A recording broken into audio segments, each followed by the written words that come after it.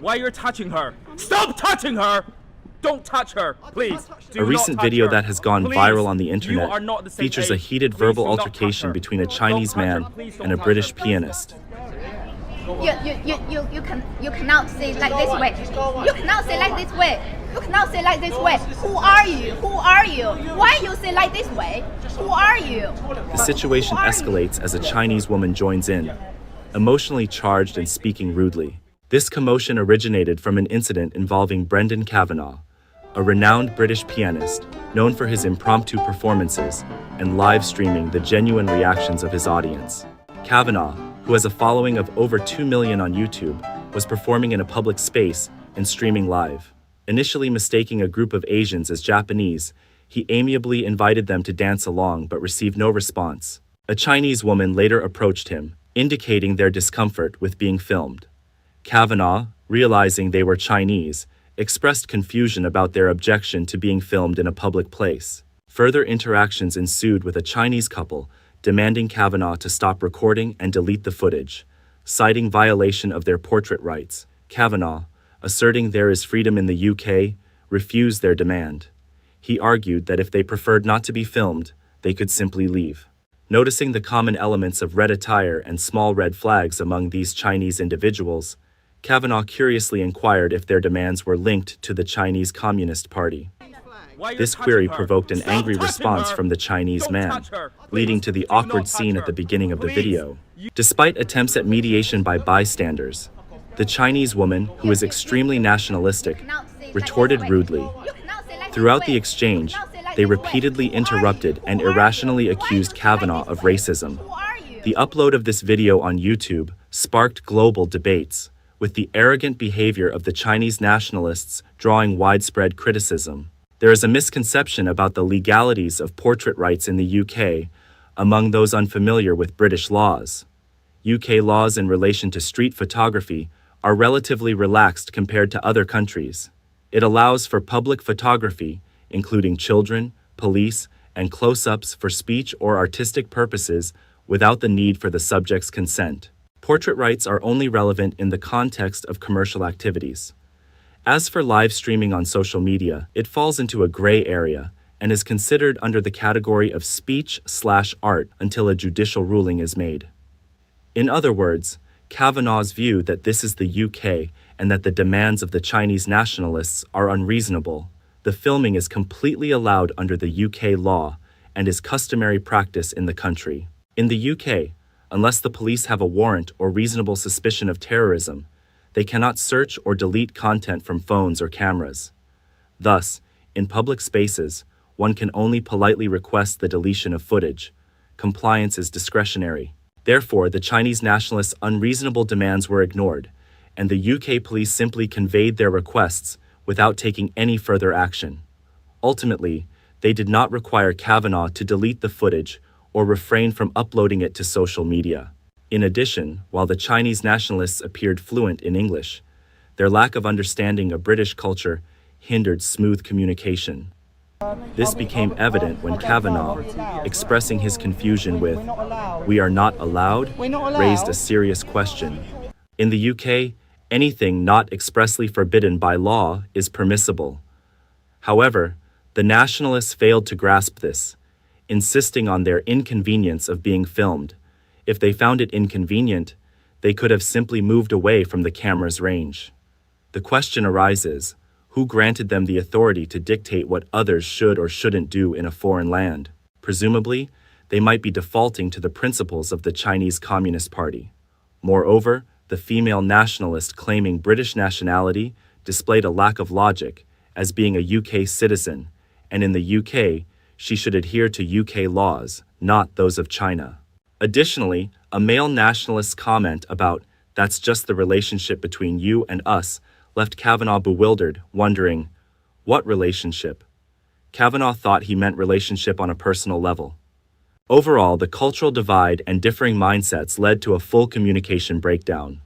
The nationalists' lack of knowledge and arrogance prevented them from adopting a more humble approach and considering the issue from the perspective of another culture, escalating the situation further. Chinese netizens have revealed that the individuals who unreasonably demanded Kavanagh to delete his video and adhere to Chinese law on UK soil, are not ordinary patriots, but are part of the Chinese Communist Party's external propaganda organizations.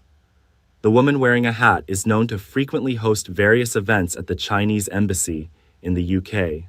The man who loudly berated the pianist is recognized for hosting a program called UKC's Asian Games, led by the Chinese embassy. On the day of the conflict, they were likely engaging in a significant propaganda activity, as indicated by their red attire and small red flags, possibly preparing for a video related to the Chinese New Year. This suggests that these Chinese nationalists have official backing from China, emboldening them to make such brazen demands. And I'm not going to mention any names. The subsequent developments of the incident seem to confirm this. Kavanagh disclosed that he later received an email from Chinese officials, which he read out. The email contained implicit threats, intending to pressure him into deleting the footage of these individuals. The more the Chinese nationalists tried to maintain an air of mystery, the more their efforts backfired.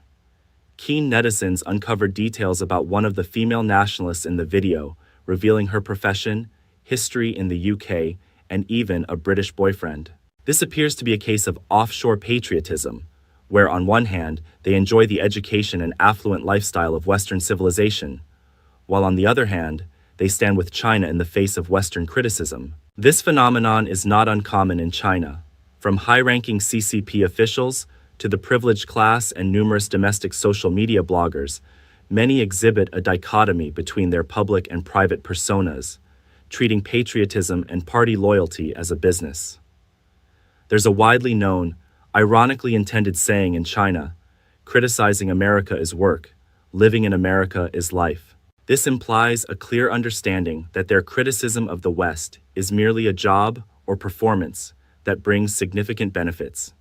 In reality, they embrace Western material life wholeheartedly, regardless of how much they may publicly despise or hate the West. This hypocrisy has a large market in China and deceives many Chinese people living under censorship, fueling nationalist sentiments. Unfortunately for these nationalists, they encountered Kavanagh, a significant social media figure who refused to back down.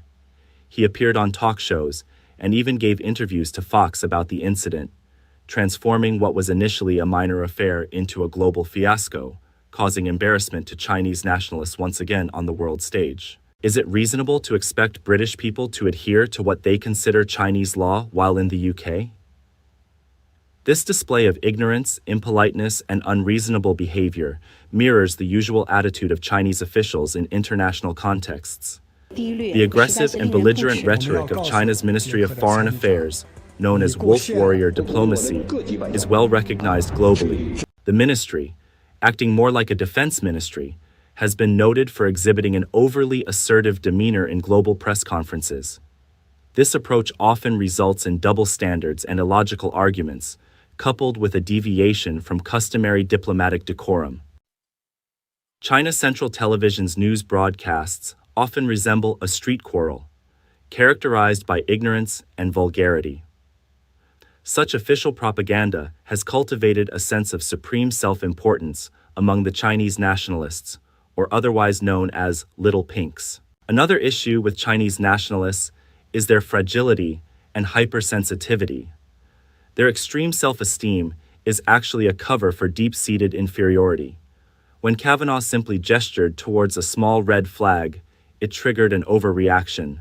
The video shows Kavanagh taken aback by the sudden fury of a Chinese man, accusing him of intending to touch his female compatriot, and refusing to let Kavanagh explain that he had no such intention. Even Kavanagh's initial invitation for the Chinese women to join in and dance, a common gesture in Western culture, was misconstrued by the Chinese nationalists as harassment. It seems illogical that a Chinese nationalist, living in the UK for a long time, would be unaware of this cultural norm. Chinese nationalists are quick to perceive anything as insults to China. For example, using a model with slanted eyes in an Apple ad, or a comment made by a D&G designer on social media, are seen as insults, leading to demands for apologies and boycotts of companies like the NBA, South Korea's Lotte, France's Carrefour, and in some instances, various Japanese goods. This is indicative of the Chinese Communist Party's typical authoritarian stance, suppressing dissent at home and reacting aggressively to perceived insults abroad. Therefore, in the video, when Brendan Kavanagh instinctively reached out towards the small red flag, according to the standards of the Chinese nationalists, this was already considered an insult to China. They felt compelled to protect the red flag, thus resorting to a display of anger incomprehensible to a non-Chinese. If the Chinese nationalists in the incident had remained polite and patient in their request to Kavanagh, the outcome might have been different. Initially, their approach was acceptable, but having grown up under the CCP's influence, their arrogance quickly surfaced, demanding actions as per their wishes, which only escalated the situation. The CCP often accuses the West of lifting a rock only to drop it on their own feet, a phrase ironically applicable to the CCP's own actions. In this case, the nationalists' intent to have the video deleted backfired, making the video even more spectacular and exposing their behavior to the world. As the situation develops, it is increasingly viewed by the West as symbolic of a British citizen's stand against communist authoritarian rule. It remains to be seen whether the CCP will respond with a series of boycotts or protests, potentially escalating it to a diplomatic issue. It's evident that living abroad requires respecting others, following common rules, and understanding different cultures, laws, and customs. Without this, anyone with a mindset stuck in the CCP's jungle law and zero-sum game will stay alienated from the civilized world, no matter how long they live abroad. This holds true whether it's for an individual, a country, or a nationality that fails to understand the importance of cooperation, negotiation, and compromise.